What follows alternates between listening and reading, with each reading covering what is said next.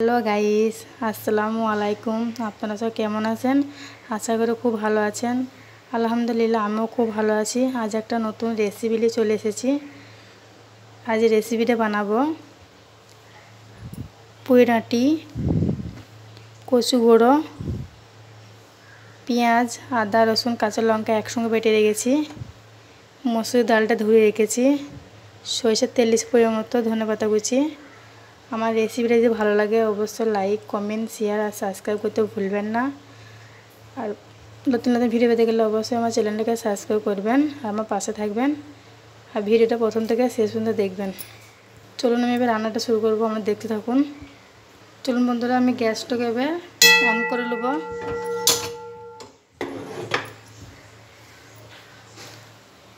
গ্যাসের মধ্যে কড়াইটা চাপিয়ে দেবো।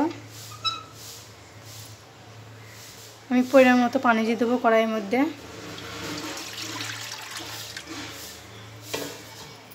চলুন বন্ধুরা, এটা আমি পুঁইডাঁটিটা দিয়ে দেবো কড়াইয়ের মধ্যে, সিদ্ধ করে নেবো।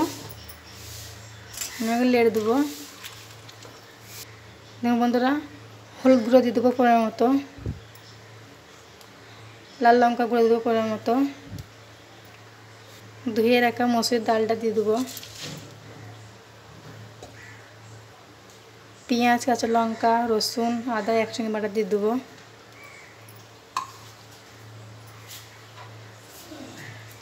সরষের তেল দেবো পরিমাণ মতো। চুলগুলো লেড়ে নেবো।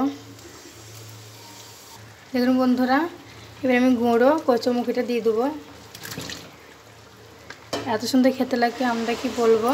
আমি যেভাবে পুঁইডাঁটি, কচু গুঁড়ো, মসুর ডাল একসাথে রান্না করছি, আপনারাও ওম করে বানাবেন, খুব ভালো লাগে খেতে। দেখেন কত সুন্দর লাগছে দেখতে। দেখুন বন্ধুরা, ধনেপাতা কুচিটা দিয়ে দেবো। আমি আরেকবার লেড়ে দেবো।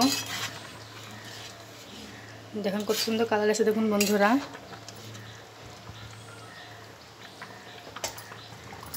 লবণ দিয়ে দেবো পরিমাণ মতো। দেখুন বন্ধুরা, আমার রেসিপিটা হয়ে গেছে। ডাঁটি, কচু গুঁড়ো, মসুর ডাল রেসিপিটা হয়ে গিয়েছে। আমি এবার নামিয়ে নেবো। দেখুন বন্ধুরা, গ্যাসটা অফ করে দেবো। চলুন আমি এবার নামিয়ে নেবো। দেখুন বন্ধুরা, আমার রেসিপিটা হয়ে গিয়েছে। আমার রেসিপিটা আপনাদের কেমন লাগলো অবশ্যই আমাকে কমেন্ট করে জানাবেন। আর সবাই ভালো থাকবেন, সুস্থ থাকবেন। ধন্যবাদ।